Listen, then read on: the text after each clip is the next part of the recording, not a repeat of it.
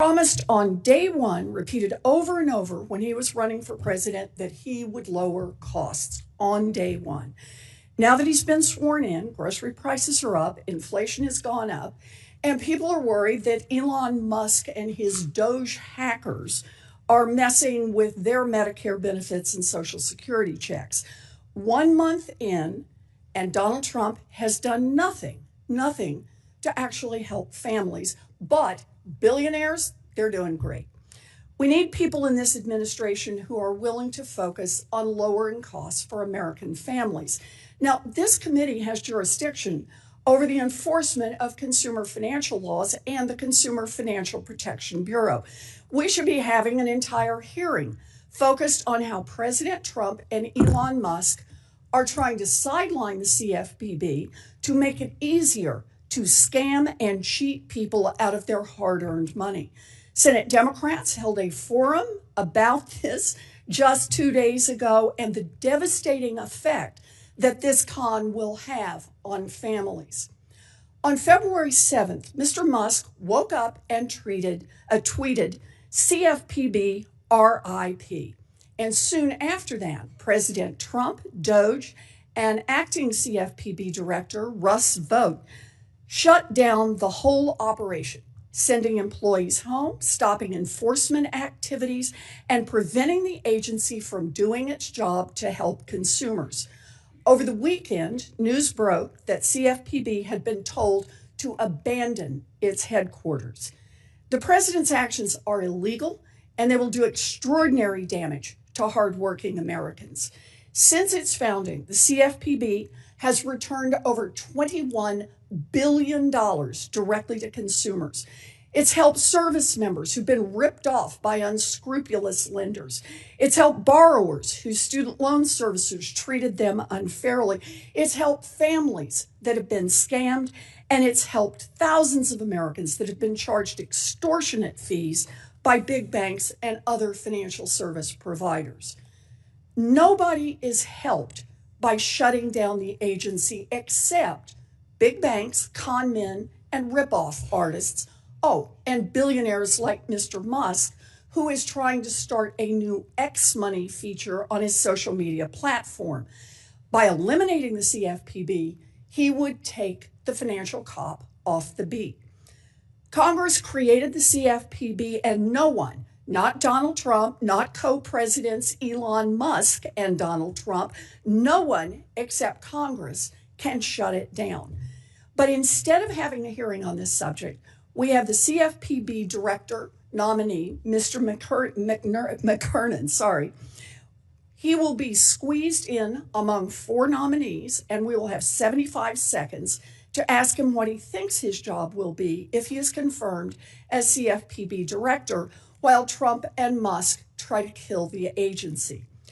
We will also hear from Mr. Pulte, the nominee for director of the Federal Housing Finance Agency, or FHFA.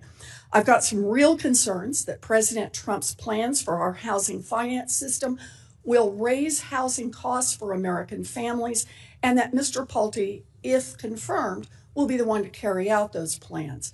FHFA oversees Fannie Mae and Freddie Mac, which helps make sure that families can afford home mortgages. FHFA has helped run these multi-million-dollar companies, but now a group of Trump's billionaire friends are pushing to privatize Fannie and Freddie so they can make billions of dollars for themselves. And in the process, they could jack up costs for people trying to buy a home. This could end up as another Trump administration giveaway for his cronies, great for billionaires, terrible for hardworking people. We also have Mr. Kessler, who has been nominated to a key national security position, responsible for administering and enforcing export controls that are critical for advancing our economic and national security. And we have Mr. Moran, nominated to serve as the president's chief economic advisor, responsible for formulating objective analyses on tax policy, tariffs, and more. Now, I can stretch my 5 minutes in only so many directions, so I'll be submitting many questions for the record, as I'm sure many of my colleagues will be doing, both Democrats and Republicans, and I trust we will not bring anyone to the committee for a vote until those questions have been answered in full.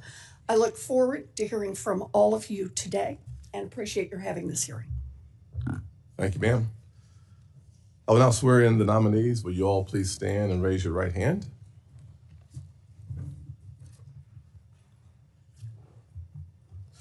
Do you swear or affirm that the testimony that you are about to give is the truth, the whole truth, and nothing but the truth, so help you God? Do you agree to appear and testify before any duly constituted committee of the United States Senate? You may sit down. Thank you. Your written testimony, your written statements will be made part of the record in its entirety. Please keep your oral comments to 5 minutes. Dr. Myron, you are now recognized. Thank you very much, Senator Scott, for the very kind introduction. Ranking Member Warren, distinguished members of the committee, it is an honor surpassing any I ever expected to be here before you today as President Trump's nominee to lead his Council of Economic Advisors. It has been a privilege getting to know many of you through this process, learning your concerns and the concerns of your constituents, and I pledge that, if I earn your support, I will give my utmost for the American people, just as you do.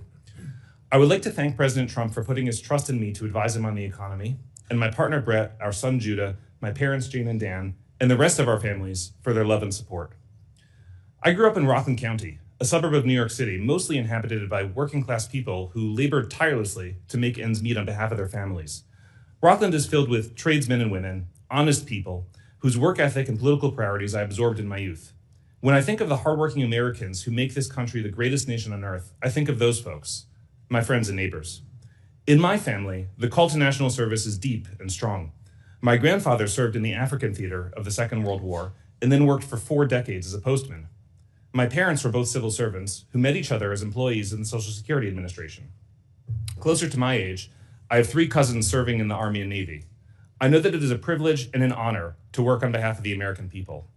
I began my studies of economics at Boston University and then continued them across the river at Harvard. I completed my doctorate under the supervision of Marty Feldstein, who was himself CEA chair for President Reagan. Marty was a seminal figure, inventing and modernizing the field of public economics.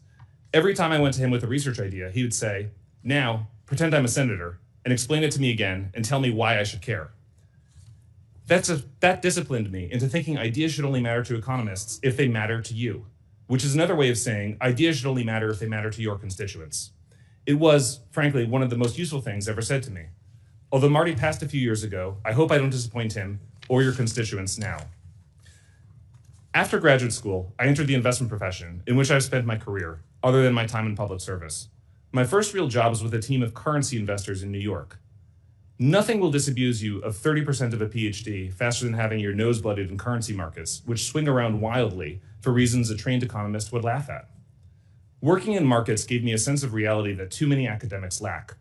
People joke that academia proceeds one funeral at a time because there's little to discourage academics from holding on to bad ideas. In markets, if you persist in remaining wrong, you can blow up your portfolio, your career, and your firm. That discipline has helped me shed bad ideas more quickly than I otherwise might have. Working in currencies in 2010, I saw how China's currency manipulation wreaked havoc across our industrial base and stole jobs from your constituents. Appreciating the negative effects on the economy required rejecting a number of the common models of international trade, but academics would take years still to accept the so-called China shock.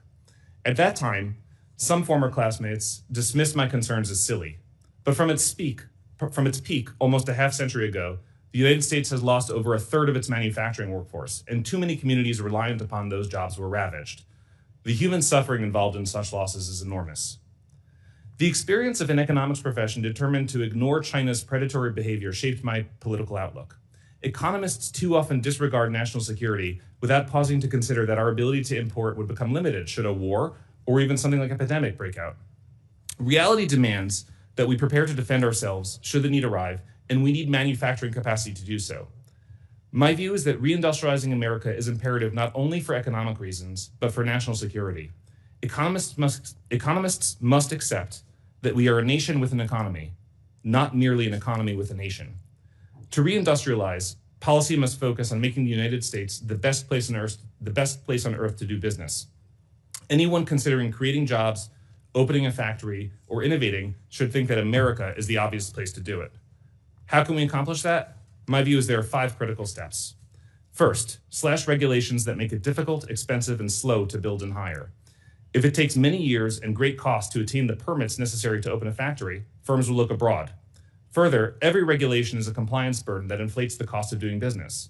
If only big businesses can afford compliance costs, we'll be left with only big businesses, which entails less competition and dynamism and higher prices. Second, we need to continue reforming and cutting taxes so that workers and proprietors keep more of the money they earn. Third, we need to strategically use tariffs to rectify distortions in the terms of trade that stem from other countries' tariffs and barriers to trade, as well as from our production of reserve assets. Our national security and economic dynamism depend on being treated fairly by other countries who have access to our markets and ensuring that our supply chains are resilient. Fourth, we need to invest in skilling up our workforce for modern manufacturing. Finally, we need to engage in defense-driven industrial policy, directing procurement and R&D budgets to activities useful for modern national security. Such policies gave us many of the critical technologies of the 20th century, the internet, radar, sonar, GPS, and created countless jobs. The president has promised to usher America into a new golden age, and he has the right policy ideas and a mandate from the American people to do it. If confirmed, it will be my job to help him. Every policy I propose will have this agenda in mind. To make progress, we'll need advice from all of you to make sure we are as responsive as we can be to voters' concerns. I welcome your input not just today, but if confirmed, for as long as I may hold this position. Thank you, and I look forward to your questions. Mr. Kessler, please proceed. Thank you, Chairman Scott, Ranking Member Warren, members of the committee. I'm honored to appear before you today as President Trump's nominee to serve as the Undersecretary of Commerce for Industry and Security. I'm deeply grateful to President Trump for nominating me to this important position, and I'd like to thank both the President and Secretary of Commerce Howard Lutnick for their support and confidence. I'd like to take also a moment to acknowledge my family members who are here with me today, my wife, Bethany, my 2 daughters, Diana and Lucy, and my parents, Linda and Craig. I had the privilege of serving in President Trump's first administration as the Assistant Secretary of Commerce for Enforcement and Compliance, after being confirmed unanimously by the Senate. During my time as Assistant Secretary, I was at the center of the Trump administration's aggressive actions to make trade fair and reciprocal. I worked to enforce the trade laws, monitor foreign compliance with trade agreements, and renegotiate international trade pacts that had grown outdated. I was proud to help level the playing field for American businesses, workers, farmers, and ranchers who were injured by unfair trade. After my government service, I returned to private practice as an international trade lawyer. In that role, I've advised clients on today's dynamic geopolitical environment and the changing landscape of international trade and investment rules, including strategic advice on reducing exposure to China and diversifying and strengthening supply chains. The United States' relationship with China and other adversaries is more complex today than ever. America's position as the world's economic and technological superpower is under constant and ever-increasing threat. China's catching up in many cutting-edge areas of technology, including artificial intelligence, quantum computing, hypersonics, aerospace, advanced manufacturing, and others. The United States must respond, and it must respond with vision and strength, and I hope to be a part of that response. The Department of Commerce's Bureau of Industry and Security, or BIS, is critical for keeping America safe, secure, and prosperous and ensuring that we meet the challenges of the 21st century. Congress has recognized this and has given BIS powerful legal authorities. The 2018 Bipartisan Export Control Reform Act gave BIS a broad mandate to protect critical technologies and prevent their export and diversion to America's competitors and adversaries. BIS has been working to fulfill this mandate, but it must do much more. BIS must adapt and keep pace with our adversaries, who are ever more sophisticated. If confirmed, I will seek to fully utilize the tools that Congress has given BIS, including both in administering and enforcing export controls. We need strong enforcement to deter noncompliance and to ensure that the rules accomplish their intended purpose. And at the same time, it is important for BIS to pursue a balanced approach and avoid unduly burdening or penalizing American companies and workers with overly complex rules. I am also mindful that diplomacy and international cooperation are an important element of effective export controls. It's critical to engage with America's partners and allies around the world to defend and promote America's technological leadership. Beyond export controls, BIS is also charged with administering other national security laws, including the Information and Communications Technology Services Rule and the associated regulations, Section 232 of the Trade Expansion Act of 1962, and parts of the Defense Production Act. If confirmed, I will seek to use the full array of legal authorities available to BIS to help keep America strong, secure, and prosperous. Finally, if confirmed, I hope to work closely with all of you, with the members of this committee, and with Congress as a whole to ensure that BIS is as effective and successful as possible. Thank you. Thank you very much for considering my nomination, and I look forward to answering your questions. Thank you. Mr. Pulte, please proceed. Thank you, Chairman Scott. Chairman Scott, Warren, and members of this committee, thank you for the honor of being here before you today as President Trump's nominee for Director of the Federal Housing Finance Agency. I am grateful for this opportunity to share my vision for the future of our country's housing finance system. First, I want to thank those of you who have met with me. Housing and safety and soundness of the housing market is a bipartisan issue, and I firmly believe that we must work together to address the severe housing challenges that our country faces. I'm grateful for my incredible wife, that's my dad, Diana Pulte, for her unwavering support, and to our 3 wonderful children. I would like to acknowledge my parents, Mark and Noreen Pulte, and my stepmother, Julie Pulte. I especially want to thank President Trump for entrusting me with this nomination and for President Trump's commitment to restoring the American dream of homeownership. My connection to housing began at a young age. While many children spent their weekends at sporting events, I spent my weekends on home building job sites with my father and my grandfather. From the ground up, I learned every aspect of housing, whether it was cleaning job sites, assisting in construction, or helping sell homes. From an early age, I developed a deep passion for home ownership and putting a roof over people's heads. This passion remains my driving force today, and it would guide my work if confirmed as FHFA director. After working for others, I founded my own firm to invest in and manage small businesses. Over years, I've led multiple companies and managed thousands of people. These leadership experiences taught me that strong, effective leadership is essential for success, and that is a lesson that I intend to carry forward at FHFA if confirmed. Subsequently, I joined my grandfather's company, Pulte Homes, during a difficult period when poor management was threatening its future. I stepped in and worked with dedicated partners to revitalize the company. Today, Pulte Homes is more than 3 times the size from when I stepped in, and our efforts have ensured that the company continues to provide housing for hundreds of thousands of Americans. I have seen firsthand the devastating consequences of bad policy on housing and the economy. In 2008, the housing crash nearly destroyed our family's legacy housing company.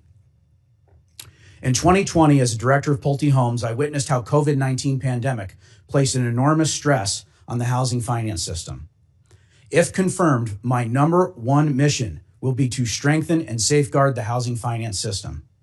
Safe and sound housing markets are the foundation of American homeownership. Additionally, we must ensure that the limited home inventory in this country goes to Americans.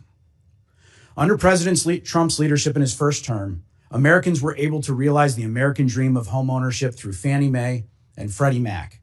And to that end, while their conservatorship should not be indefinite, any exit from conservatorship must be carefully planned to ensure the safety and soundness of the housing market without upward pressure on mortgage rates. In a nation where I have been given so much, I am committed to giving back. Over the years, I have contributed millions of dollars to families facing foreclosure and other critical needs, including but not limited to keeping people's utilities on and helping pay people's monthly mortgage payments to prevent foreclosure. During COVID, I launched Bailout Humans, part of Twitter philanthropy, to deliver real relief to families at risk of losing their home. I also started the nonprofit Blight Authority with Democrats and Republicans to remove dangerous buildings in underserved communities. Our efforts to remove blight lowered crime, arson, and drug activity. I believe all families should have the opportunity to raise their children in safe neighborhoods and safe homes. President Trump is a builder, and under President Trump's leadership, we will usher in the golden age of home ownership. It is time to begin building again in America. We stand at a pivotal moment in history, and I promise to approach this role with humility, dedication, and a commitment to President Trump's vision for this nation, ensuring that the dream of home ownership becomes a reality for as many Americans as possible. Thank you for your consideration, and I look forward to your questions. Thank you, sir. Mr. McKernan. Thank you, Mr. Chairman, ranking members, and members of this committee for this opportunity to appear before you today. It is a profound honor to be nominated by President Trump for this position, and I welcome this opportunity to advance the president's pro-growth agenda and his work to enhance excellence and accountability in government. My wife, Sapna Sharma, is here with me today.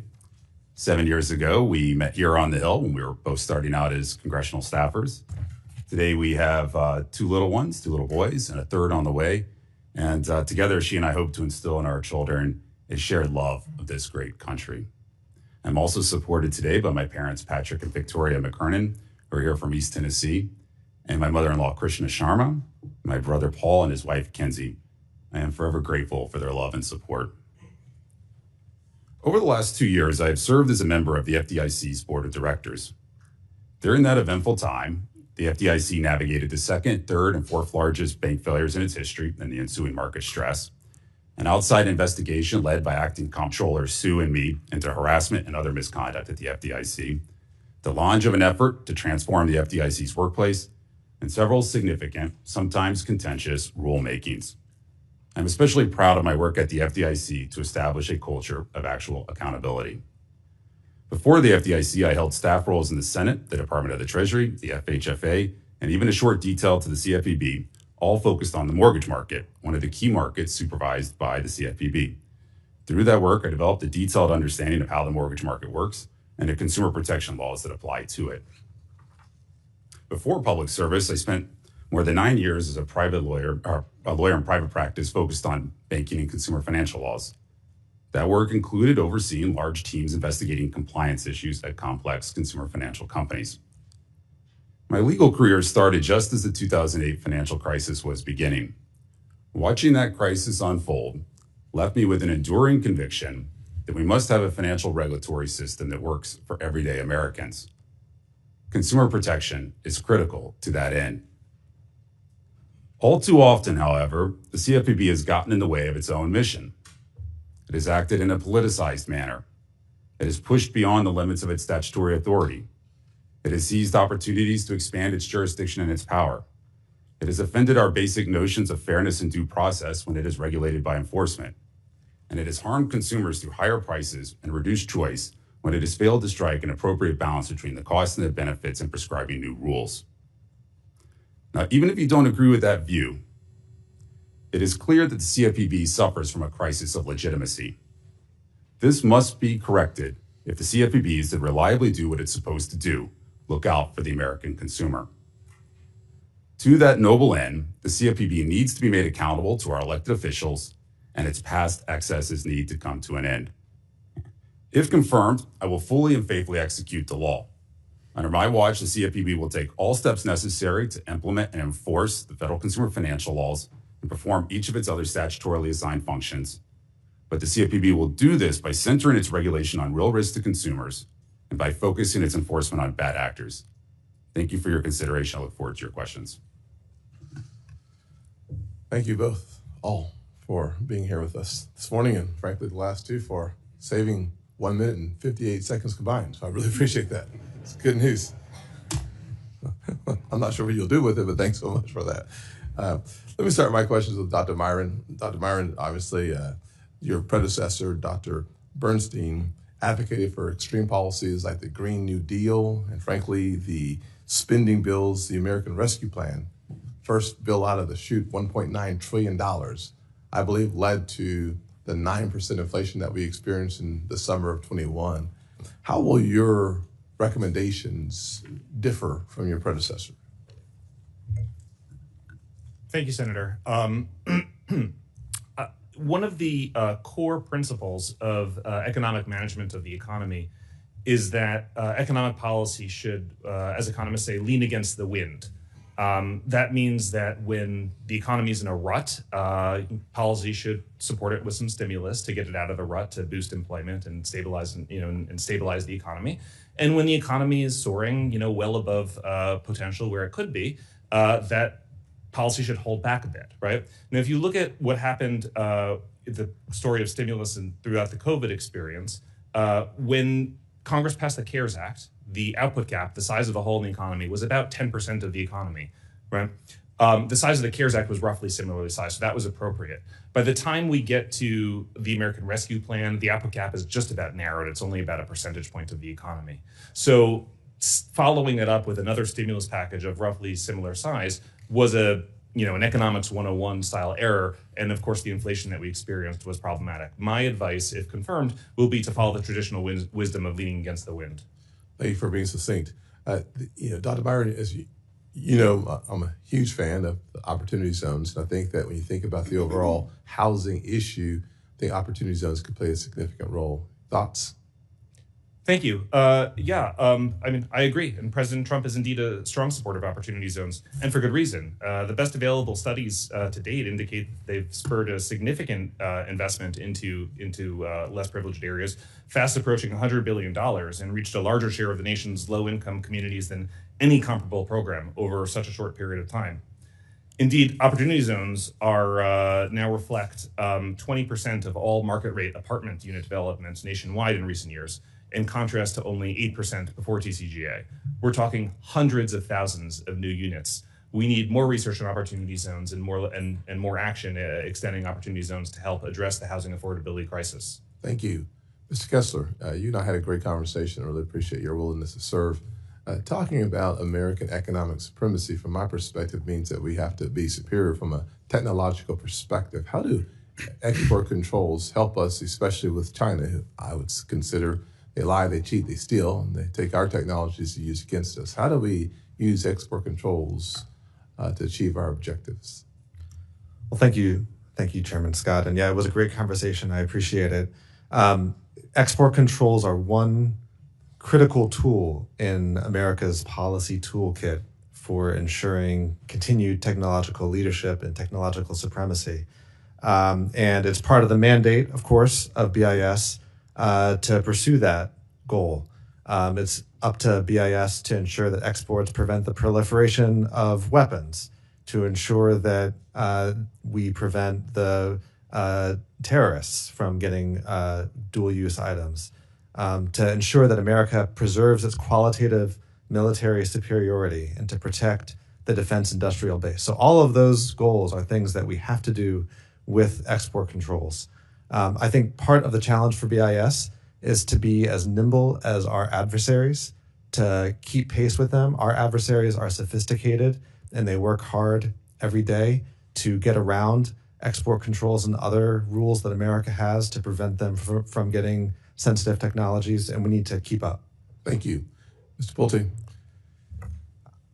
one of the things I appreciate about your background is that you've had generations in housing, even though you're a young fellow. My question for you is, you worked on the Blight Authority, a nonprofit, with Mayor Bing in Detroit, a bipartisan coalition working on behalf of people who desperately needed assistance.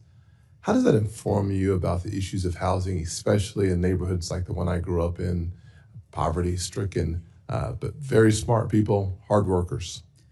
Very good question, and you know the issue better than me, but my experience in some of these urban areas is that there's a lot of drug activity, crime, prostitution in the areas that we were in, and our nonprofit, it was a nonprofit, went in and cleared out these abandoned homes and structures. And what it gave me, Senator, was a deep appreciation for every kid should be able to walk safely to school and not be worried about dangerous buildings or being dragged into a dangerous building and the like. So it gave me a very, very deep understanding for ensuring that every American has the opportunity to have a safe home and a safe neighborhood. Thank you. Ranking Member Warren. Thank you, Mr. Chairman. So co-presidents Donald Trump and Elon Musk seem hell-bent on trying to kill the Consumer Financial Protection Bureau. Mr. Musk tweeted CFPB RIP and delete the CFPB. Administration operatives evidently ordered everyone to leave the building and then locked the doors and told people not to do any work anywhere. Now, Mr. McKernan, you've been nominated to run this agency where Elon Musk has told everyone to do nothing. You know, it kind of feels like you've been lined up to be the number one horse at the glue factory. So I just want to start with some basics here. Mr. McKernan, would you agree that running an agency means carrying out the core functions of that agency laid out in law? Yes, as the director, you are tasked with some very specific statutory responsibilities. Those are mandatory, not optional. Okay, well, let's talk about what it means then to follow the law. Congress writes the law, the executive branch carries out those laws, and the judicial branch is there to tell them if the administrative branches overstep their authorities. You know, it's kind of basic schoolhouse rock, separation of powers stuff. There are at least 88 specific obligations in the Dodd-Frank Act that the CFPB is legally obligated to perform. Congress doesn't suggest that the CFPB do these things or ask the CFPB to do these things. Congress mandates it. So let's hit some of the highlights. Section 1021 of the Dodd-Frank Act says that the CFPB must, quote, implement and enforce federal consumer financial laws consistently for the purpose of ensuring that all consumers have access to markets for consumer financial products and services, and that markets for consumer financial products and services are fair, transparent, and competitive. Mr. McKernan, if confirmed, will you implement and enforce the law so that everyone has fair access to financial products like credit cards and mortgages? Yes, Ranking Member, as I said in my opening statement, I'm fully committed to following the law fully and faithfully. That includes performing each of the statutory. What about Section 1013 of Dodd-Frank, which requires the CFPB to maintain, quote, a single toll-free number, a website, and a database, close quote, to collect consumer complaints about financial products or services, respond, quote, timely to those complaints, and share the consumer complaint data with other federal and state agencies? Mr. McKernan, will you follow the law and maintain the CFPB's consumer complaint hotline so that consumers have somewhere to go when they have a problem with their banks or their mortgage lenders? Ranking Member, as you point out, both Section 1021C and also Section 1022, or I think it's 1023, both task the CFPB with responsibilities relating to consumers. Great. Those are mandatory. If confirmed, I'll follow the law. Great. Under Section 1013 of Dodd-Frank, the CFPB must maintain an Office of Service Member Affairs for both veterans and active duty military who get cheated, an Office of Financial Protection for older Americans to provide financial counseling and help seniors recognize the warning signs of financial scams, and a student loan office to assist with borrower complaints. Mr. McKernan, if confirmed, do you intend to follow the law and maintain those offices? Each of the offices I think you mentioned is mandated by statute. Okay. It's my understanding those are mandatory. And yes, I'll follow the law. Okay. So we have the statutory obligations. We've got, like I said, we don't have time to go through all 88 of them. But let me ask you, Mr. McKernan, how do you plan to run the CFPB legally when Elon Musk has told every one of its 1,700 employees to do nothing? Ranking Member, I'm not sure if I agree with the premise that all employees are told to do nothing. I think, I don't know the nuances. Well, I'm not asking nuance here. All 1,700 employees have been locked out of the building and told to do nothing. And if they hear that another employee is doing something, to report them to DOJ. Ranking Member, I don't know the specifics of the mandate, but I'm fairly certain there were exceptions there. Indeed, to get my application processed so I could get here today, my application had to go through the CFPB. So you say somebody's doing something. Okay, let me ask it the other way then. You say you want to follow the law. In order to fulfill the legal obligations of the CFPB, do you commit, if confirmed, as soon as you are sworn in, to immediately lift the stop work order? If confirmed, I'm going to follow the law. The specifics of that, I'm going to have to get advised on the specifics of the situation there. But again, the North Star here is you got to follow the law, fully and faithfully execute the statute. I take that very seriously as a former congressional staffer. I'm an Article I guy. I'm going to make sure the CFPB performs each of its statutorily performed You functions. follow the law, then we'll all be good. That was 13 questions in 5 minutes. You did a really good job. Correct. All right. Next would be Senator Rounds. Thank you, Mr. Chairman. Mr. McKernan, I'm going to come back to you in a minute, but I'm at that time, I'm going to ask you a little bit about some of the statutory activity and some of the, what I would consider statutory or activity that was outside of statutory authority, but I'll come back to you in just a minute, sir, and follow up. Mr. Pulte, first of all, to all of you, thank you for offering to do public service. And to your families, because this becomes a huge responsibility and a real time-consuming effort, and I appreciate your family's recognition of that as well.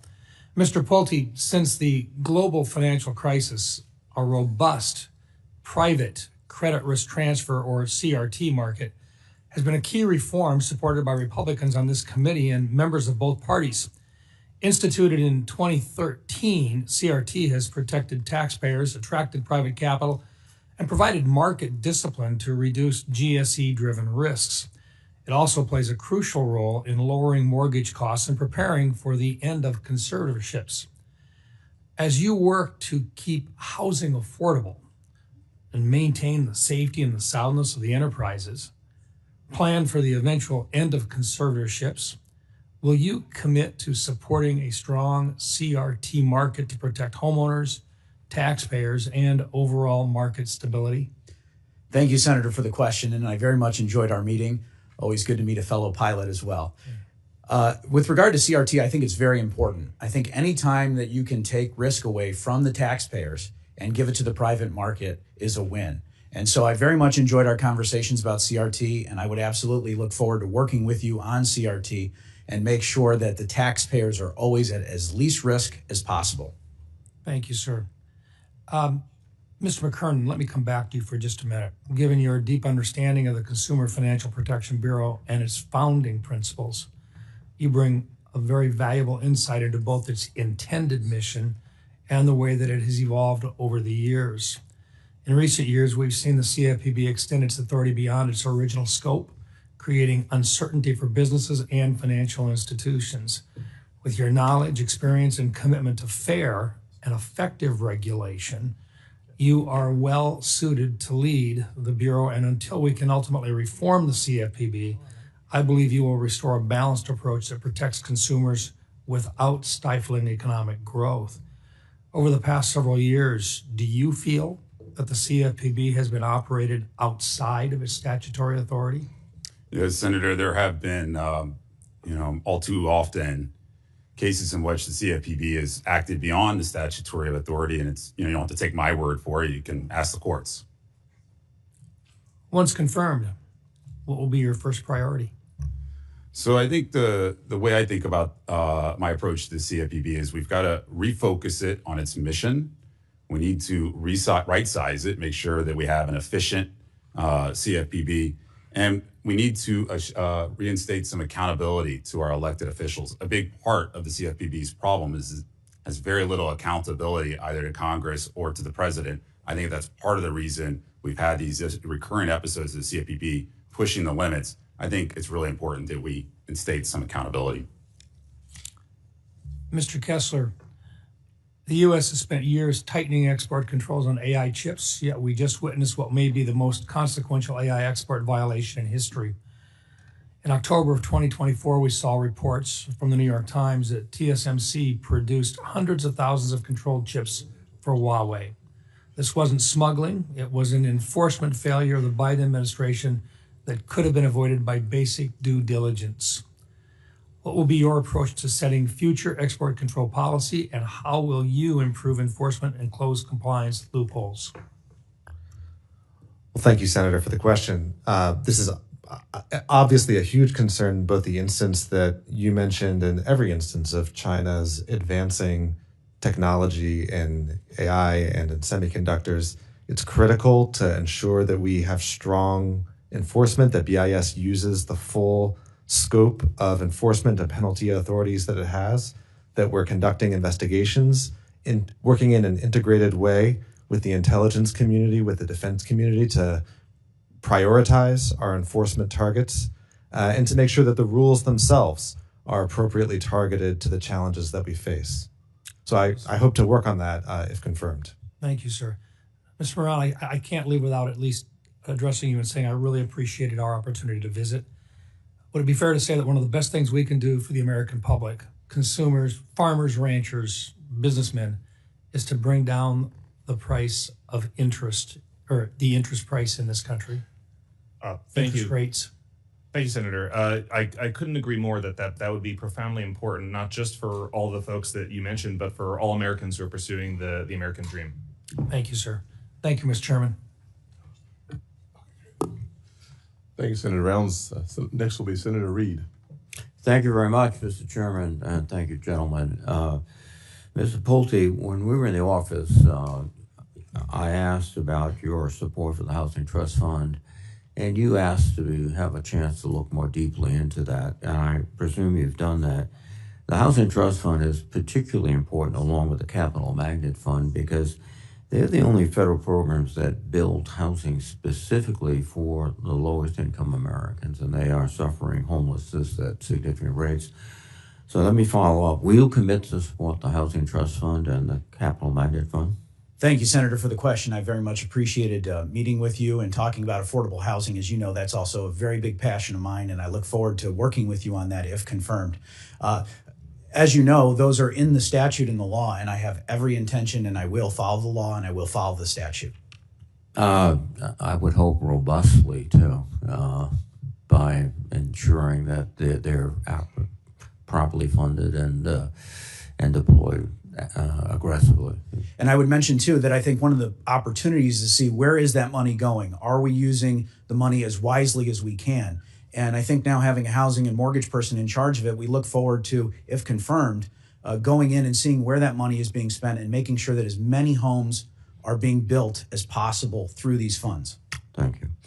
Mr. McKernan, Senator Warren has touched upon this, but the Military Lending Act is a legislation that on a bipartisan basis I introduced along with Senator Nelson and Senator Talent of Missouri. And it's very important to me because I've had experience in the military and seen soldiers, sailors, Marines, whatever, really exploited by merchants. And ironically, they all seem to be wearing the American flag on that lapel, but that's another story. You reinforce the MLA and make sure it's appropriately enforced, and that means really vigorously staffing and allowing the Office of Service Members Affairs to exist.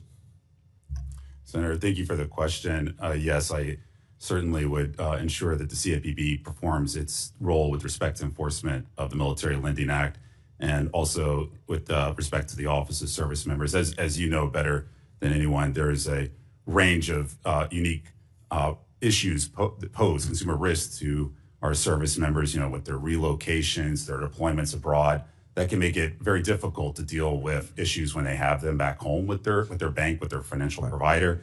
And, they also have unique risks, say, for instance, in the auto lending space, right? The geographic isolation of their base can mean they have fewer options to shop, both for cars and for financing, and that can mean higher costs for service members. So I think these and other issues are very important for the CFPB to continue to monitor and also continue to coordinate with the rest of the governmental authorities on this, and the Office of Service Members has an important role in that.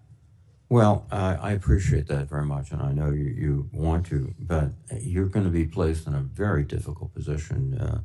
Directive vote at the OMB has canceled the lease on the CFPB headquarters, so technically you don't have any place to work. They've canceled contracts for expert witnesses that are in ongoing litigation.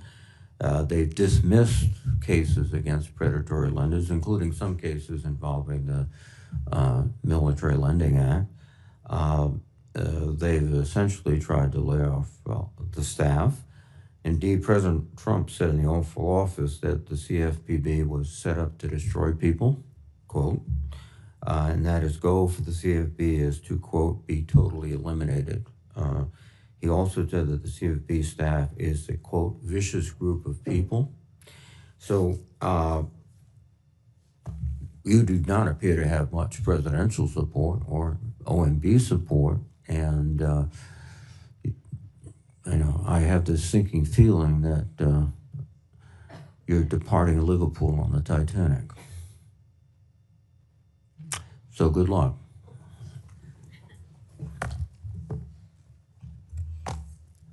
Thank you. And you left 20 seconds on the table. Thank you, sir. I'm going to yield it back because I'm sure my colleagues can use it. Thank you. Senator Tillis. Hello, Mr. McKernan, and I'm going to come to you, but to all the nominees, congratulations. You should take it as the honor that it is. I hope to get to some of you all, but Mr. McKernan, you're the sort of person that other people on the panel should appreciate, because I suspect you're going to get most of the questions. I think some people suggest that you lack experience. So I typically don't try to reduce things to yes or no answers, but I'd like to get some yes or no's with maybe a quick sentence on a couple of things, because people say you just lack experience for the job. I disagree. Do you hold an undergraduate degree in economics as well as a JD? Yes, Senator. And that, I think, came from Duke? The JD. JD? Tennessee, Yeah. proud volunteer for the. Do you have experience practicing law related to banking, financial services industry? Yes, Senator. 9 years. Give me an idea, I think, between 2007 2017? That's right. Well, 2007 to 2017. That's right. Yes. Yeah. Do you have experience working on fair lending, consumer protection law involving areas such as Truth in Lending Act, the Real Estate Settlement Procedures Act, the Fair Debt Collection Practices Act, and the laws governing unfair, deceptive, and abusive acts or practices? Yes, Senator. Did quite a bit of that work in private practice. Then obviously in my 6 or 7 years focused on the mortgage markets. And then I oversee the enforcement committee at the FDIC, which includes a number of those laws. Mm-hmm. Do you have experience interpreting consumer financial protection laws? Yes, Senator. Any examples? Well, like I said, almost 10 years in private practice, and then in the work at the FDIC, both dealing with supervisory matters that come before the board, but also the enforcement work and the enforcement committee. Do you have any experience related to mortgage markets, a key area of the CFPB's regulatory and supervisory jurisdiction? Yes, Senator. I work with Senator Corker, Senator Toomey, covering mostly housing finance mortgage issues. And then 2 years at FHFA, focused on mortgage finance issues. And then, of course, at the FDIC, we have quite a bit of mortgage activity. And do you have experience working with CFPB staff? Yes, I was detailed there for a short time while I was at FHFA. Do you have experience with senior leadership at the federal financial regulator? Yes, Senator. As a member of the board of directors, got to know a number of my counterparts and, of course, the folks at the FDIC. Do you have experience working and collaboratively with others in senior leadership positions at federal financial regulator, regardless of their political affiliation, to address complex banking and financial services issue? And give me an example if you can. Yeah, acting comptroller Sue and I partnered together to oversee the investigation into our workplace culture matters. I think that was an investigation that really earned a lot of respect on a bipartisan basis. And then I worked with Director Chopra to address gaps in the FDIC's monitoring of asset managers' large investments in our banking institutions. And maybe added to that, I know that I believe that the record indicates that you've also worked on workplace and cultural issues at the institution. Tell me a little bit about that. Yeah, after the Cleary Gottlieb report, I pushed quite hard for the FDIC board to take more of an active role in overseeing our cultural transformation efforts. A particular focus was trying to get us investigating some of the allegations of misconduct involving senior executives that had been identified by Cleary Gottlieb. That unfortunately it was about 5 months of debate, but we did eventually get those investigations started. You think the CFPB is a prudential regulator? No. Good answer.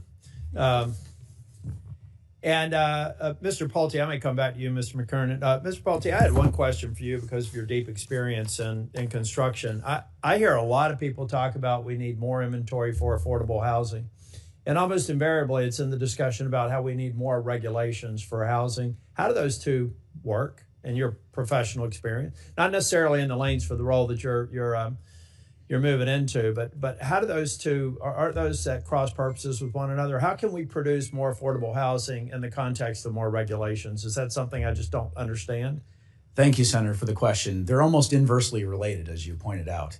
But obviously, the regulations in some ways exist for a reason. I would say, depending on the municipality, if you look at like the state of Texas, for example, a lot less regulation than, for example, California in some cases. I think one of the beauties of President Trump is that he is laser focused on slashing useless regulations. And I expect him to continue to be doing that. And if confirmed as FHFA director, I'll be looking to do everything that we can while also following the law and the statute. Thank you, Mr. McKernan. Is rulemaking by enforcement an effective way to conduct regulation? No, Senator. Can you give me an example of one example of why that's a bad thing? Yeah, well, it offends our basic notions of fairness. And again, you don't have to take my word for it. You can look to the courts on this. One of the most perhaps egregious examples of the CFPB was where a mortgage servicer, they retroactively applied a new rulemaking that was 180 degrees opposite the prior agency's rule. They applied that rule retroactively beyond the statute of limitations. And when the DC Circuit panel looked at this case, when they looked at this when it was on appeal, and this is a panel, not just one judge, the panel said this, quote, violated bedrock principles of due process, this retroactive application beyond that. This is what's got to come to an end at the CFPB. Thank you. I look forward to supporting all of your confirmations. On behalf of the chairman, Senator Warner. Thank you, Senator Rounds. And I think Mr. Pulte just kind of maybe put the core of everything we're talking about. You know, I'm for getting rid of useless regulations as well. But the question is, what are useless regulations? And I think they're legitimate areas we can disagree on. I hate to kind of follow on my friend Senator Tillis, but Mr. McKernan, I enjoyed our conversation. And let me say for the record, you know, I enjoyed working with you, particularly during your time with Senator Corker. I thought you were fair. I thought you had a reasonable approach. I don't question your qualifications. Also worked with you with Senator Toomey. I do want to echo something you said, and I hope you'll reconfirm in our conversation, that you didn't have a complete, you know, the way some of my colleagues think that everything the prior leadership did at the CFPB did somehow was bad, that you did think that some of the predecessor policies like the data broker rules and privacy issues, CFPB had acted accordingly. Well, Senator, one thing I do commend Director Chopra on was his work to increase our attention on some of the very significant policy issues posed by data collection, whether it's data aggregators, data brokers, and you know there's privacy issues here. There's potentially national security issues here. And I think it's important that we, both in the regulated space and in the rest of our elected officials, continue to focus on this as these entities are collecting more and more data and the analytics get more and more powerful. There's some real policy issues here. And I think Director Chopra was onto something by focusing on and I hope, again, that comment that not everything bad in the last administration, not everything the last administration touched, even at CFPB, was bad, will not cost you votes on the majority side. But I do have to tell you, and Senator Reed was getting at this, I got folks that are terrified. I had a lady call the other day, didn't know whether she'd get money out of her bank anymore because of fear of consumer protections. I had somebody who had a mom scam for $80,000. I am hugely afraid of OMB Director Vogt's attempt to, frankly, terrorize, traumatize the federal workforce. And you know, Senator Reed gave the question. I'll give you a chance to answer it. You know, you're an independent agency. I remember very well how you were created, and it was a negotiation with then Senator Shelby, and it was frankly the Republican friends who said, "Let's not have it a new agency. Let's put it under the funding cycle of the Fed." But are you going to be able to stand up to Director Vogt? You got to enforce the law. Senator, I'm going to enforce the law. That's my commitment to you. That means performing each of the statutorily assigned responsibilities for the CFPB. And I will just say that, you know, I think my record speaks to my willingness to assert my point of view, and I'm not going to be, you know.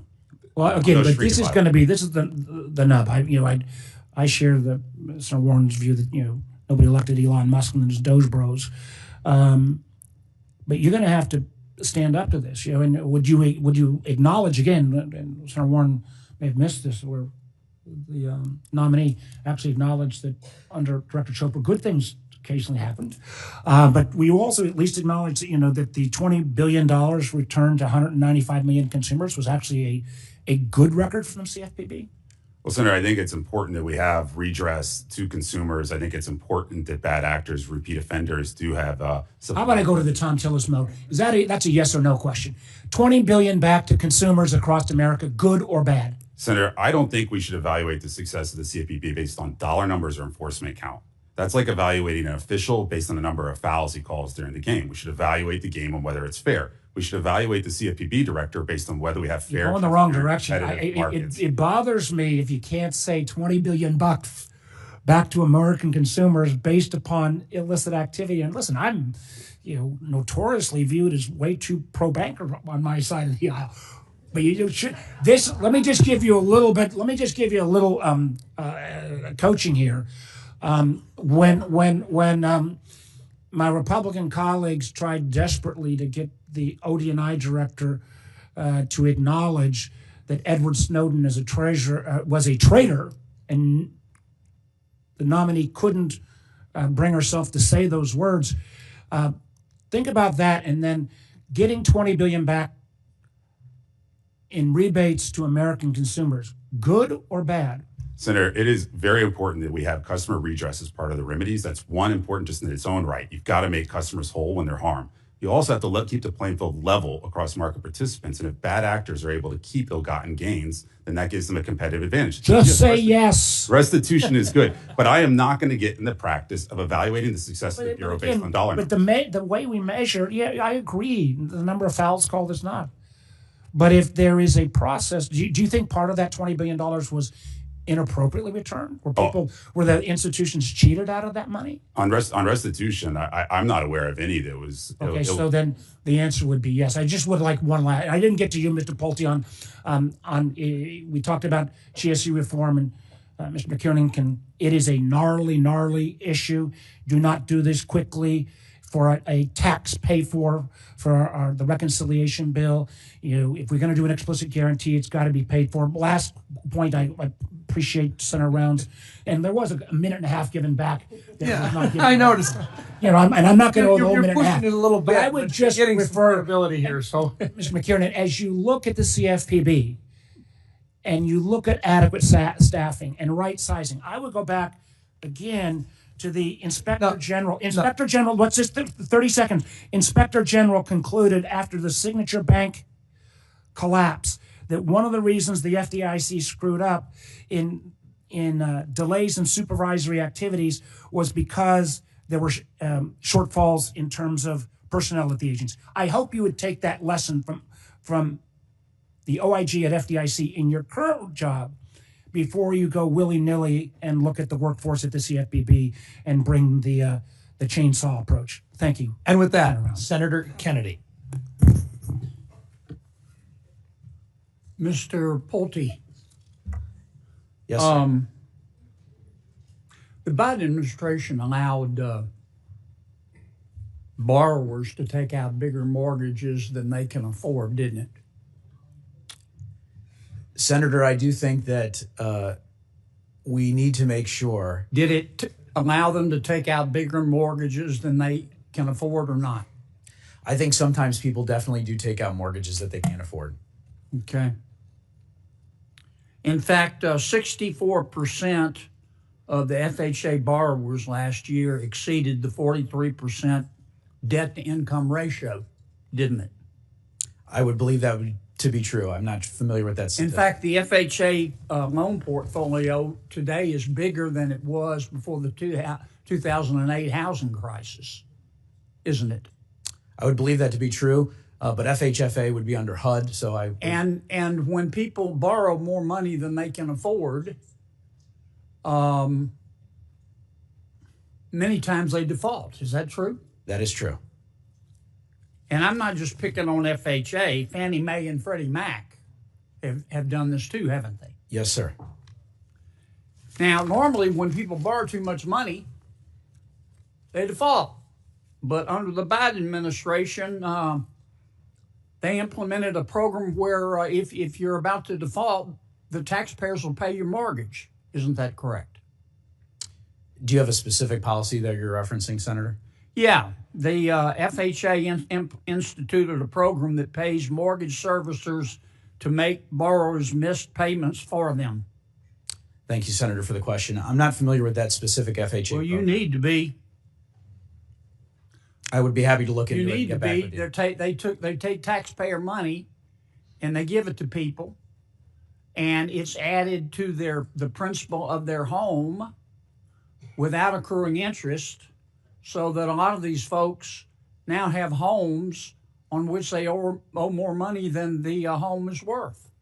Yes. You're not familiar with that? Well, I'm familiar with that general concept, yes, sir. And if I was... Isn't it a fact that the FHA made 556,841 incentive payments last year? Sir, I'm not familiar with that exact statistic. FHFA would be under my friend and colleague, Scott Turner. Right, and Fannie Mae and Freddie Mac did the same thing, didn't they? They probably did. So we got a house of cards here. It's worse than it was before the 2008 housing crisis. You've got the federal government adopting a policy, don't worry about how much you make. We'll loan you all you need to buy a home. And then when folks get in trouble, the federal government says, don't worry about it. We'll make your payments for you. So you won't default, or you won't have to sell your home. That's one of the reasons housing prices are so high, isn't it? In many ways, yes, sir. And I think that safety and soundness is absolutely critical. Are you going to fix that?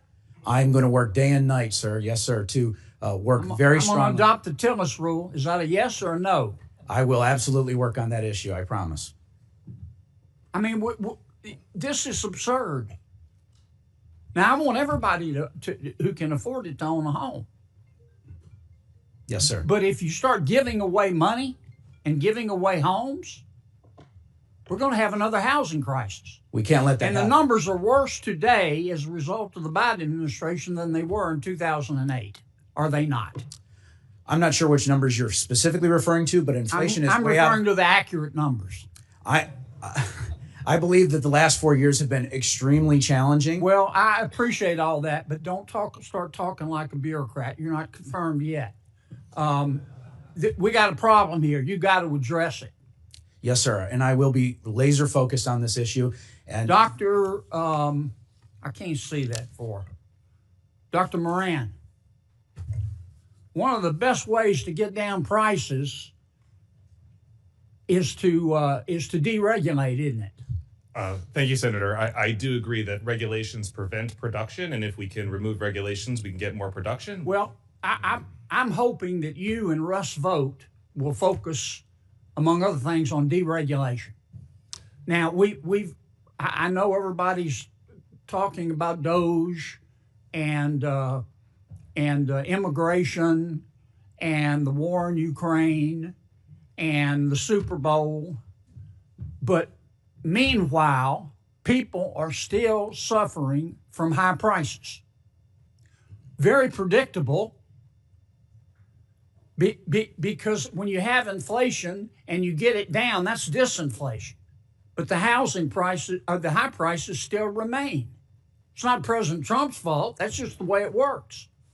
Now, we can make those prices go down, but we have to go into a recession, wouldn't we? Senator, that's one way, isn't it? Senator, I got 30 seconds. That's one way, isn't it? Yes, it's not. Well, but you let Warner go on like a he was wild as a March hare. I'm still letting you go on for a little bit, but okay. Now you're 47. My point is one of the ways to get prices down is to start deregulating. That's a much better way. And I'm hoping the White House is going to get you and Russ Vogt to focus on it. I agree. Removing barriers to the abilities of firms to produce will get them to produce more stuff, lower prices. My work here is done. And with that, Senator Cortez Masto. Thank you, I think. First of all, to the panelists, thank you for your willingness to do this at this point in time. It is important that we have people there that understand the background experience of the agency that's needed, but you also have the experience. And welcome to all your family members that have to sit through this. Let me start with you, Mr. Pulte. Can I kind of want to put it back. We got off the rails there for a minute, and I saw you struggling there, and rightfully so. Let's talk about the agency that you are actually nominated for, which is the Federal Housing Finance Agency, not FHA, which you have no control over, but I appreciate you trying to answer those questions. But I do know this, and thank you for meeting with me, because we had a great conversation.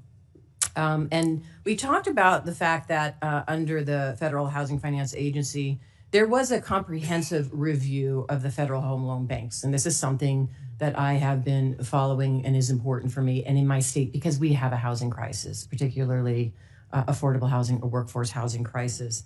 And I'm curious now if you've had the chance to review it, and which recommendation from the comprehensive review do you plan to support and implement? Thank you, Senator, for the question. I very much enjoyed meeting with you as well. As you know, the state of Nevada has been very important to our family over the years. The family's legacy company's probably built over 10,000 homes in Nevada. So very much appreciated meeting with you, and think very highly of your staff as well. They care about this issue very deeply. With regard to some of the things that we talked about, I was able to look at some of the material that you prepared. I believe very strongly that we need to follow the law and the statute, particularly as it relates to the federal home loan banks. This is something I also talked about with Senator Warren when I was in her office, was, will the statute and the law be followed? And I think it's very important as it relates to the federal home loan banks. A lot of times people forget about the federal home loan banks because they're so focused on Fannie Mae and Freddie Mac. And I would absolutely work with you on that, and I look forward to doing that. So let me ask you this. Do you support requiring the federal home loan banks provide more than 20% of their net income for affordable housing and community development? Thank you, Senator, for the question. I know this is something that you and your staff feel very passionately about, and I would absolutely continue to work with you on it. As it pertains to this issue, I will follow the law and follow the statute, and be open-minded with anything, including ideas that you have on this matter. But in terms of that question, I'd like the benefit of getting inside of the organization first, if confirmed, and then be able to give you a better answer to that question. Thank you. Mr. McKiernan, again, appreciate the opportunity to talk with you. Let me ask you a couple questions about the CFPB. Unfortunately, in Nevada, we rank second in financial fraud, and a high percentage of that fraud are seniors. And I know I have concerns about the CFPB actually closing down the Office of Financial Protection for Older Americans. And so my question to you is, will you commit to restoring that office, specifically ensuring that the office is adequately staffed and meeting the legislative and regulatory and reporting requirements of the law so that we can protect older Americans? Senator, you're absolutely right around the unique risk posed to elderly Americans on the consumer side. As they age, they're more likely to accumulate medical debt that can subject them to aggressive collection tactics.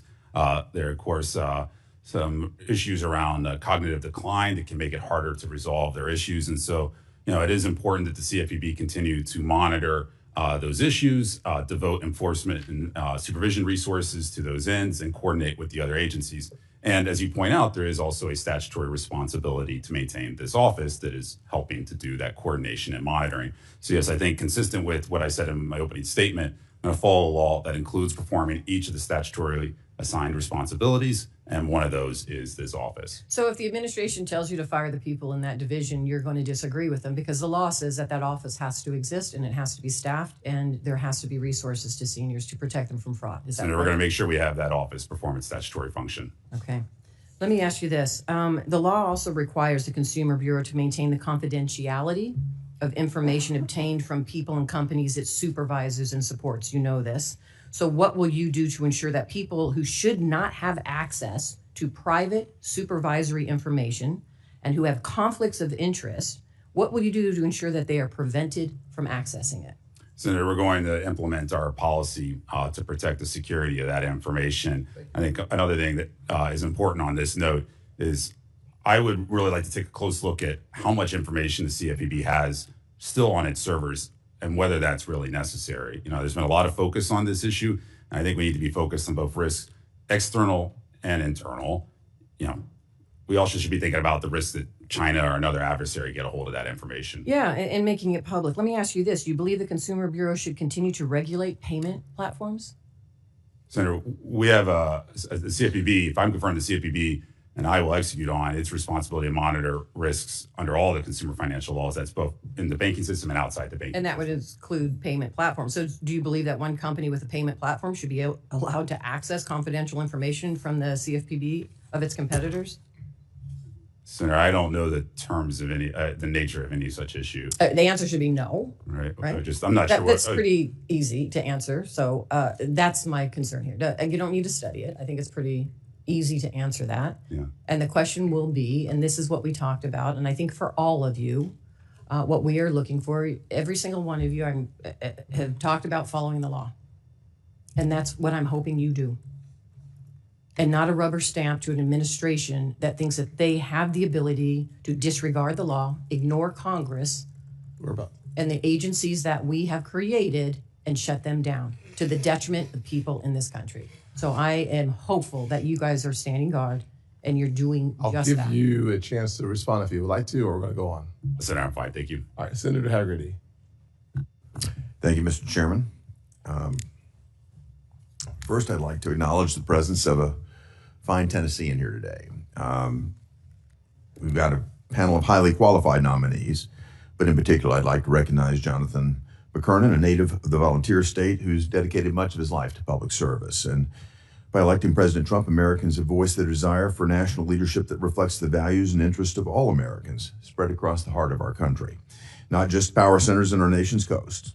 Jonathan's upbringing in East Tennessee and his remarkable resume give me confidence that the CFPB will be in the hands of a leader who will make very good on this mandate. I'll come back to you, Jonathan, but I'd like to start out with you, Mr. Pulte. The FHFA ensures that its regulated entities fulfill their mission by serving as reliable sources of liquidity and funding for housing finance and community investment. If you're confirmed, how will you carry out the mission of making housing more affordable for all Americans? Thank you, Senator. What a great question. And very nice meeting with you and spending some time with you. I think you're exactly correct. I think first and foremost is we need to have a safe and sound market. Obviously, we saw what happened in the housing crisis, and eventually everybody wasn't even able to afford anything. So that's first and foremost is a safe and sound market. The other thing is we need to look out and figure out where we can eliminate waste, fraud, and abuse. I look forward to looking at that, seeing where we can potentially identify things and what have you. The other thing is we can make sure that we are looking at different opportunities to appraise homes properly, or look at manufactured homes, for example. Manufactured homes are very well-built structures. And if confirmed as FHFA director, I believe that there are really some great opportunities between my friend and colleague at HUD, Scott Turner, in terms of manufactured housing, as well as on the mortgage side at FHFA. So there's a lot of exciting things that we could do, Senator, and I look forward to working with you on some of the ideas we discussed. And a lot of the issues, a lot of the hurdles I think that you're going to find have to do with regulations that actually get in the way and impair the function of the market and increase cost on builders and impact in a negative way the available supply. So I look forward with working with you on that respect as well. I really want to just emphasize that your private sector insight on these matters is rare, and it's much needed here in Washington. I understand the need for policy experts in agencies like the FHFA, but we also need leaders that have business backgrounds who deeply understand the industries that they interact with. And I think you've got a deep experience here that could really lend a lot to the agency. And I'd just like to ask you broadly, what are the most valuable leadership lessons that you've learned in your time in the housing industry, and how would you apply those as you take on this agency's challenge? Yes, sir. Thank you for the question. It's a great question. I would say that first and foremost, I'd like to go into the agency as well as understand with Fannie and Freddie Mac exactly the talent that we have. I understand that there's quite a bit of talent in this organization. You know, I was fortunate to be raised by my father and grandfather, both who were entrepreneurs. And I learned from my grandfather, whose company, which I eventually joined, which built over 800,000 homes across America. And so, Senator, there's a lot of lessons that I learned both in housing and in managing people, how to treat people, and how to provide for a roof over people's heads. And it's with that same spirit and dedication. You know, housing is in my blood. And I look forward to really bringing that into the agency if confirmed, and ensuring that as many Americans as possible can have the American dream. Right now, costs are just so out of control, Senator. This needs to be fixed. I look forward to seeing your energy. I think it's contagious, and I look forward to your inspiration in an agency that we want to see function well. Mr. McKernan, I'm going to come back to you now. Dodd-Frank established, in my view, an undemocratic and seriously flawed funding structure for the CFPB. And I think it's important to clarify the statutory authorities here. Acting Director Russell Vought has requested no funds from the Federal Reserve for the coming fiscal quarter, partly because the CFPB's current balance is excessive. In your view, did the Acting Director break the law? Senator, let me say first, thank you for the very kind words. To appreciate that. We're going to have to let the courts decide that, but I don't see a legal issue there. Nor do I. So to confirm, the CFPB director has sole discretion to assess the needs of the Bureau and make funding requests accordingly, so long as the request abides by statutorily prescribed funding caps. Is that correct? Yes, Senator. I thought so. So Acting Director Russell Vought isn't doing anything unlawful or unusual. In my view, he's simply exercising the authorities given to him by the Democrats who architected Dodd-Frank and the CFPB's funding structure in the first place. There's a glaring double standard here. Progressives are gleeful when a Democrat administration appoints a CFPB director who unaccountably advances their partisan agenda and spends an eye-watering amount of money. Then, when Americans entrust a Republican administration and a Republican director to lead the agency, Democrats suddenly panic and complain that the Bureau is being operated unaccountably, even though both administrations are operating under the exact same structure. For years, I've led legislative proposals to bring greater accountability to the CFPB. If they're true concerns, I urge my colleagues to work with me on real structural reforms. Otherwise, these cries of rogue leadership to the CFPB will just continue to fall on deaf ears. So I hope that we'll have an opportunity to find a way forward on a bipartisan basis to address this concern. Thank you, Mr. McKernan. Senator Warnock. Thank you very much, Mr. Chairman. Congress created the Consumer Financial Protection Bureau, the CFPB, in the wake of the financial crisis, during which Americans saw Wall Street bankers get bailed out, while millions of working folks lost their jobs, their homes, their retirements, their life savings. That's the situation out of which the CFPB emerged. Mr. McKernan, thank you. I enjoyed our meeting yesterday. Good to meet you. And I want to follow up on our discussion about the Trump administration's efforts to dismantle the CFPB, the agency you've been nominated to run. President Trump has said the CFPB is, quote, a very important thing to get rid of. Yes or no, do you agree with the president on that point? Senator, as I've said, the CFPB is a product of statute. That is a question for our elected officials. It's a yes or no question. Do you agree that it's a very good thing to get rid of? Senator, I think our elected officials decide normative questions like that.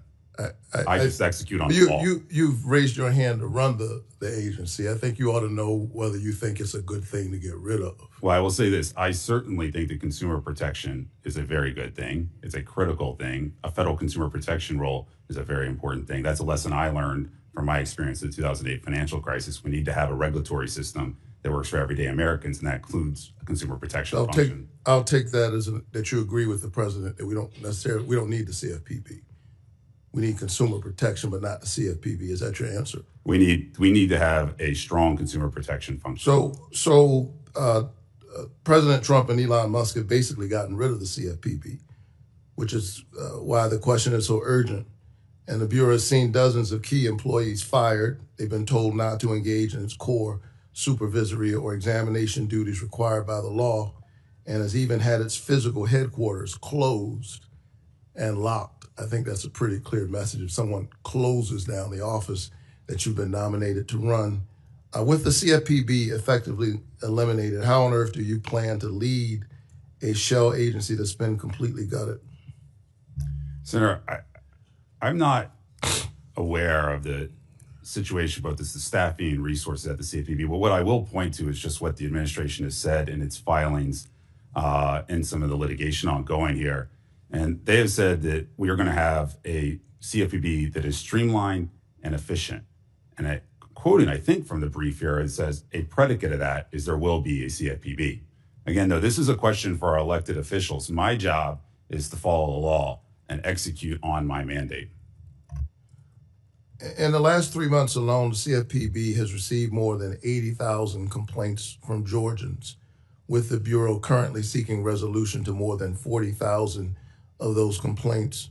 With the CFPB shuttered by President Trump and Elon Musk, what's your plan to ensure that the Bureau resolves those 40,000 pending complaints from my constituents in Georgia? So like I said, the consumer complaint function is a statutorily required function. That's in 1021C. And so my mandate, if I'm confirmed, is to fulfill faithfully, fully that statutory mandate. Mr. Pulte, when we met in my office, thank you very much, Mr. McKernan. When we met in my office, we discussed the issue of appraisal bias and the disturbing trend of homes with Black or Latino residents being systematically valued less than homes with white residents. This is pretty well documented. And, this is discrimination that denies these families the wealth and home equity they've worked hard to earn. As I said to you in my office, this is real money. You think about the value of the most important asset that most people have, literally to have its appraisal depend on who opens the door is unconscionable. And we agreed that data on home appraisal bias is economic data, and that you are a proponent, you said, of transparency and publicizing such data. Do you still believe that? Thank you, Senator. My recollection of the meeting is that I would like to get inside of the agency and understand exactly what specific data you're looking at. But generally speaking, I'm in favor of all economic data being looked at before saying whether or not something should be released. Having said that, transparency is a hallmark of what I've done. And as it pertains to appraisals, especially with the populations that you're talking about, my experience in Detroit is very relevant. And I very much understand the issue, and I would look forward to working with you if confirmed. So under the Biden administration, the Federal Housing Finance Agency, which you've been tapped to lead, helped lead an interagency working group to address appraisal bias and provide more public data on the issue to shine a light on this problem. Should FHFA continue to play a role in addressing appraisal bias? I think that's a yes or a no answer. Thank you, Senator. Appraisals are absolutely critical, and if confirmed, I look forward to working with you on that issue and understanding. It's good to hear your answer. I just want to make sure that I respect the time. When HUD Secretary Turner sat in my office, he said that he expressed genuine interest in learning more about appraisal bias, but on his first day as secretary, he deleted all public-facing information about HUD's previous work to tackle appraisal bias. Mr. Pulte, if confirmed to lead FHFA, will you commit to maintaining all data, publications, and other materials concerning appraisal bias on the agency's public-facing website? Thank you, Senator, for the question. Again, I'd like the benefit of getting inside of the agency. I'd like to work with you on this. I'd like to work with your staff on this. I know this is something that you're very passionate about. You know, my family's legacy company is based in Georgia. Atlanta's been very good to our family. Love to come and take you up on your offer to visit your church. I'd very much like to work with you on this, but I'd love the benefit of being inside of the organization before giving you definitive answers one way or the other. Thank you. Thank you. Senator, who's next? Thanks. Thank you, Mr. Chairman. Mr. Pulte, I'll start with you since you wore such a great tie this morning.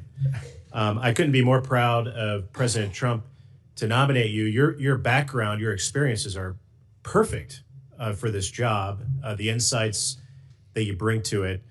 You might know that under the Biden administration, they enacted some policies that I think were really bad, sent a really bad signal to working class families. Let me talk about one of them. Under the Biden administration, they changed the formula for the loan level price adjustment fee that screwed families with good credit scores to subsidize more families with bad credit scores. And I wonder what message does that send to people who work hard, who pay their bills on time, who are doing all the right things? What message would that policy have sent to them? Thank you, Senator. It's a great question. Loan level price adjustments, pricing is essentially what I view it to be. I believe generally should be priced on risk. Now, having said that, I think that it's something that I'd like the benefit of, if confirmed, going into the agency, understanding specifically with the data inside of the agency before I give you a definitive answer on what, if anything, should be done. But generally, I believe that pricing should be done on risk. That's how we avoid another 2008 or housing crisis, is we got to ensure the safety and soundness of the housing market. Yeah, fortunately, the Biden administration, on the way out the door, they ended the policy in December. But I hope that we never allow something like that to happen again. I mean, it's a bad signal to send to hardworking families who do the right thing, and that they would be punished for it. So I appreciate your commitment to look at that and make sure that we don't bring back bad policies like that. Dr. Moran, enjoyed our visit in my office a few weeks ago. As you know, this week Apple announced its plans to invest $500 billion in the United States, creating over 20,000 jobs, especially in advanced manufacturing. I wonder, what role do you think that the president's tariff policies played in that announcement? Thank you, Senator. And yes, I very much agreed the opportunity to discuss these issues with you in your office. I think the president's policies played a very large role in such an announcement. The president has been very clear that he's not going to stand for asymmetric trade relationships in which we give unfettered market access to our consumers to other countries and they don't reciprocate. And he's made clear that he's going to stand up for American workers and American firms. And I think that his very clear willingness to do so is incentivizing not only investment in the United States from companies like Apple, but also other countries, sort of beginning to make concessions on national security and on trade as well, even preemptively before any threats have been made. Why do you think so many economists tell us the opposite? The tariffs are going to cost us jobs in the U.S., and yet this announcement sort of proves the opposite. Thank you. Thank you, Senator. I think the reason why most economists view tariffs as being unhelpful is because of a quirk of the modeling methodology, where they basically assume that trade deficits, balance out to zero over the long term. But that really hasn't happened in recent decades. So clearly something is wrong with the assumptions underpinning these models. Indeed, if we review the history of tariffs, we see that in the 19th century, the average tariff rate on dutiable imports was in excess of 40% for most of the latter half of the 19th century, and the average tariff rate on all imports was in excess of 30%. Nevertheless, this was a period of extraordinary economic transformation in the Industrial Revolution. Even after World War II, the tariff rate on dutiable imports was in excess of 30%, again, a period of very strong economic growth. It wasn't until the 1970s until we really get to the period of very low tariffs beginning. And coincidentally, that coincided with the reduction in growth rates. Now, I don't want to claim that correlation is causation, but nevertheless, the historical record is very clear that the American economic story has seen periods of high tariff rates coincide with extraordinary economic success. So there's nothing in the historical record that would say that it's impossible to have a fabulous economy with high tariffs. Those jobs were either going to go to China or the United States because President Trump and these policies are coming to the United States. So it speaks for itself, and I'm very proud of that. Really quickly, Mr. Kessler, Communist China has built too many weapons using stolen American technology, and BIS oversees export controls, which are supposed to stop the PLA from getting its hands on sensitive technologies like bioweapons, ingredients, or cutting-edge chips. But career bureaucrats over the years at BIS have rubber-stamped deals for decades to send some of our most important technology to China. What can you do to stop that? Well, thank you, Senator. I will not rubber stamp deals like that, and I will make sure that we scrutinize any request along those lines very carefully and make sure that every action that we take is consistent with our national security priorities. Thank you very much. Look forward to working with you on that. Mr. Chairman, I yield back. Thank you. Senator Smith. Thank you, Chair Scott and Ranking Member Warren, and thanks to all of our panelists for being here today. I appreciate that, and your families also, welcome. I'm going to start with Mr. McKernan and then get to Mr. Pulte if I have time. The Trump administration, Mr. McKernan, the Trump administration and Republicans in Congress have repeatedly attacked the CFPB and challenged, even undermined, its legitimacy, branding it as this rogue partisan agency that is out of control. President Trump and Republican colleagues, and I think even you, have said that the CFPB faces a crisis of legitimacy. And yet it seems to me that this crisis is caused by people all the way up to the president undermining legitimacy of the CFPB and then declaring that it's not legitimate. This is a bit to me like an arsonist starting a fire and then yelling fire. So, Mr. McKernan, you are in an unenviable position. You have been nominated to lead an agency that your bosses have said should be killed off. Elon Musk has been said that the CFPB should rest in peace. And I have to say, I listened to your responses to Senator Warner, and it also bothers me that you couldn't say straight up that returning $21 billion in money stolen from American consumers, you couldn't just say that that was a good thing. So I want to dive in on this a little bit. Do you think that requiring $80 million in illegal overdraft fees to be refunded to service members and veterans was a rogue action or a partisan action? That was something the CFPB accomplished. Senator, I'm not sure which action you're pointing to there.